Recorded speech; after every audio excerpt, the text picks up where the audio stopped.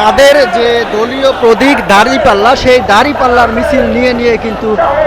তারা সমবেত সভাস্থলে যাচ্ছেন এবং আপনাদেরকে সেটি দেখাচ্ছি। তারা তাদের মুখে জবানে দাঁড়িপাল্লা এবং তাদের দলীয় যে প্রতীক সেটি রয়েছে এবং তারা সবচেয়ে যে ভালো বিষয়টি মেনটেন করছেন সেটা হচ্ছে রাস্তা এক প্রান্ত যদি দেখাই, এক পাশ কিন্তু তারা খালি রেখেছেন এবং তাদের স্লোগানে কিন্তু আবু সাঈদ মুগ্ধর যে কথাগুলো সেটি কিন্তু ফুটে উঠেছে। আপনারা যদি দেখেন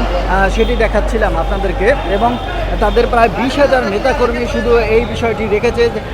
20,000 নেতাকর্মী রেখেছেন শুধু এই রাস্তা কন্ট্রোল করার জন্য, অর্থাৎ রাস্তা যাতে স্লোগানে মিছিলে মানুষ কিন্তু সমবেত হয়েছে এবং আমরা দেখছি যে তাদের দলীয় প্রতীক দাঁড়িপাল্লা, সেই দাঁড়িপাল্লা নিয়েও কিন্তু অনেকে চলে এসেছেন।